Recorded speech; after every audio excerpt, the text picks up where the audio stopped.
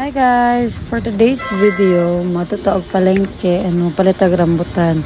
But before ta mapalitag rambutan, magtanaw taog mga presyo sa mga prutas.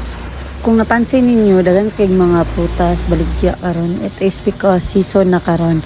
August, September man na siyang season sa mga prutas diri sa Davao. Karon nagbaklay ko padulo sa prutasan. So tara ubani ko ninyo guys. Hi guys, ana ko diri guys. So karon baklay-baklay lang sa ako mag-check ko og mga prices and kuha na to siya i-differentiate kung asa ang mas nindot palitan guys. So turaan na ako nakita ang marang kaganina and tara rambutan. Tara mura nag-bargain ang rambutan guys. Tara guys na ay tara maharlika pure daw ni siya guys. Ano siya? Tapos, tara, 1/4 is 10 pesos ang 1/4. So, kung i-times mo 40 pesos ang per kilo dara guys. So, dari na po ta sa pikas. Same gyapon, ay lansones sa kilid. Nakita na ako. Tara, same lang gyapon, 40 pesos.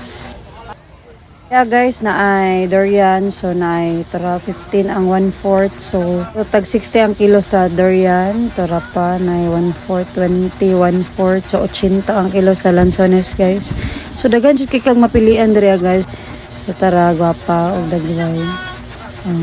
So, mobalik ko dito sa kong giadtuan, which is katong 40 pesos guys. So, karon namili na ko. Muna siya guys, maharlika ni siya. Malit mo og mga like rambutan guys, dagan ni siya og klase, pero ako na ilan na jud kay maharlika kay mao man ni siyang known good kay diri. So karon nanguha na ko og bali 1 kilo guys, namili ko. Yes, pilion na to og mga nindot and